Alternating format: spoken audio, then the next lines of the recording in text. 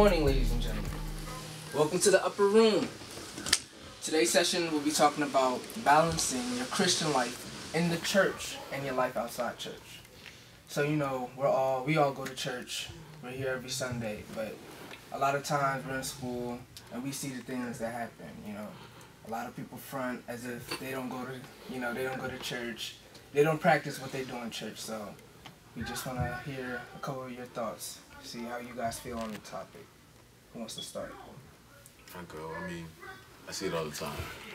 You know, oh, I go to church every Sunday or every day of the week. You know, I'm a PK, and you have the kids. You know, they're cool. They go to church and actually do what they, practice what they preach. Mm-hmm. But then they don't know how to balance it. They'll be completely like in dead zone, like PK all the time. Mm-hmm. Oh no, I can't drink your juice with you. Why? Because I go to church and I think it's against the Bible. Mm. Then you have the kids that are like completely on the dark side. You know, like, yo, church? Dude, I want to go to movies. Okay. And then us, that we want to balance it. I mean, how do you balance that? I mean, me for myself, I just avoid certain scenarios. Like, I'll be that person to do it one time and just be like, nah. Okay. So you just try it out a little bit. Like, if I try it out or I see a testimonial from one of my friends, like, say, you know, Juanisha is like, yo, smoking is great. You smell like smoke and it's bad for your teeth. Mm. And you're very unattractive. I'm not gonna smoke because, you know, I don't want to lose my, looks and everything. Oh, I see, I understand. You keep that pretty boy status. I'm like, you don't see the almost smoke. That's right there.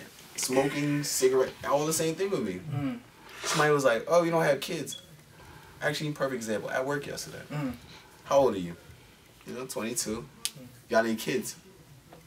Yeah, that's... My mother raised me right. Mm-hmm. I see. She was like, oh, that's good. I mean, I'm no offense, but, 16 and pregnant's out, 15, 15 and 2 kids is on its way. I was like, I understand where that's coming from. So, I mean, for those of us that do not know how to balance that, how do you do that? That's what I'm trying to find out.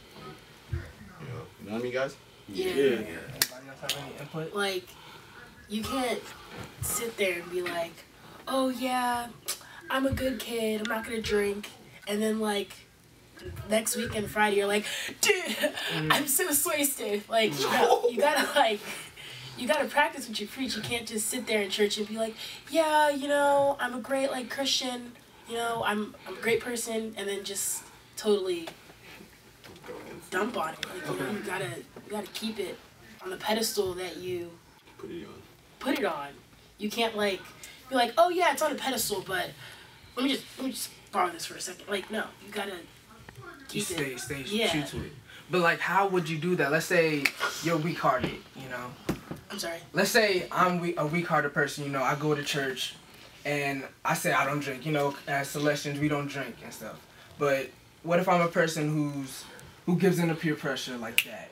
What should I do as that type of person? Like, well, what's the smartest thing to do? Avoid the situation, Instead of putting yourself in harm's way, going to a party, say drinking is your downfall, and that's easy for you to fall into.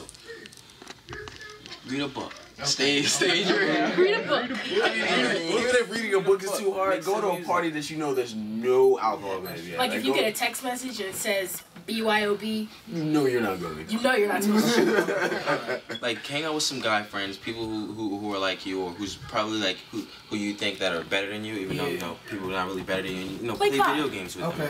Play some stuff with them. Some duty, Yeah, some duty.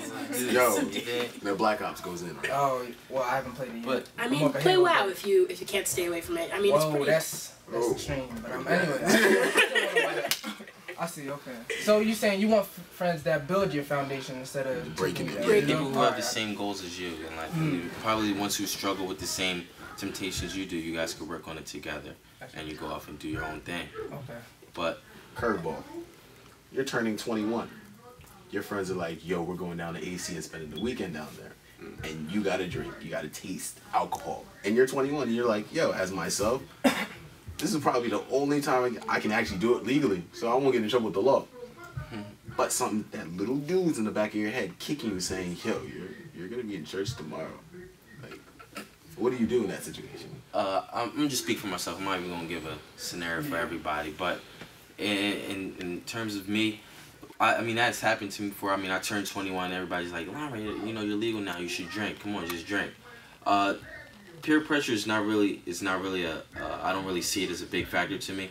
People always like tell me to do stuff. I always, I remember what my father said and what I learned in church. And I know like from past experiences when I disobeyed what my father said, like always like something bad always happens to me, or like some reason somehow my dad always finds out, and it's just that I don't know. I would say like if I had to go to AC and people would tempt me to drink, that wouldn't be my biggest downfall. Probably like the women, and that would be my biggest downfall. You know what I'm saying? I mean that would be like the biggest temptation. I feel you. And struggling with that, I guess.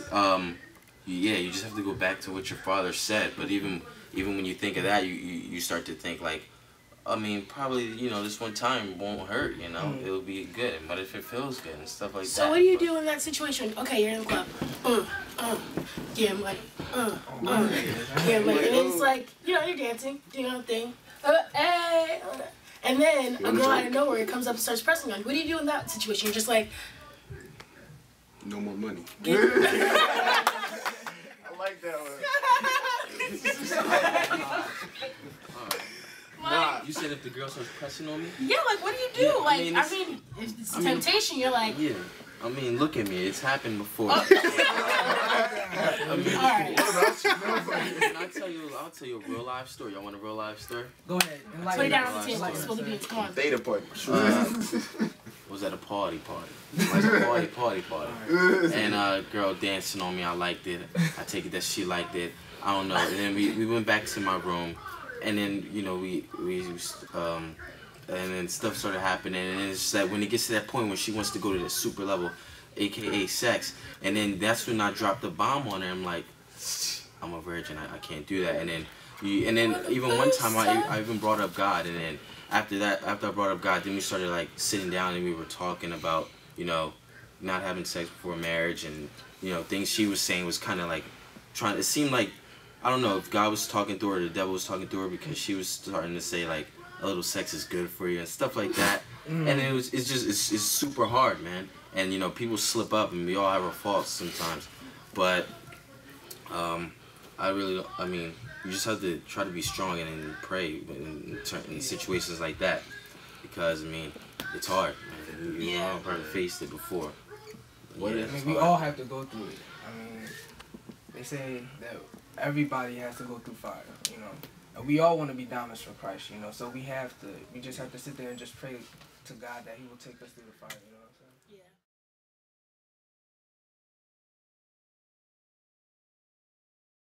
Yeah. Alright, so does anybody else have any opinions or input? Well, whatever you do in darkness always comes into light, so whatever you do on Saturday, just make sure you're prepared to talk about it on Sunday. I like that. Bang bang, you know what I'm saying? Bang bang. Yeah. I know somebody else wants something to say. Wait, can you elaborate on that? I don't get it. What you mean? Like, can you speak more about what that little quote you just said? I mean, I don't understand what you just bang said. bang or the darkness into light? I would have to say the darkness. Who I'm gonna talk about it to on Sunday? Well, what I'm trying to say is don't basically be a hypocrite, you know what I'm saying? Like, if you're gonna be one person in church and then be a whole different other like, that's not even good for like the soul, really. Like, it catches up to you. It's like a double life. It's like, so you might as well just be consistent. Either be Hannah Montana or Miley Cyrus. Yeah. Yeah. I like that one. That's, I couldn't have said that any much better. Yeah, I got you. It's like when they tell you not to go from the hot tub to the pool and jump in back and forth because it makes you sick. Either be a child of Christ or a child of Satan, I guess. So we cannot get the best of both worlds, you're saying? No. I mean, well, best of both worlds. There's always a happy, like, medium, but you can't just be like, I mean, I'm not saying drinking is bad, but it's not good. It's not. I mean, a lot of things happen when you drink. So Yeah. The things that you learn in church and your godly things, like, they're a part of your values and your beliefs. And that mostly is your morals. So most choices that you make come out of your values and your beliefs. Like, I mean, yeah, Christ might not be the first thing I think of when I'm in the club, but if it's a part of my morals and values, it'll definitely come to mind. What are the choices that I make?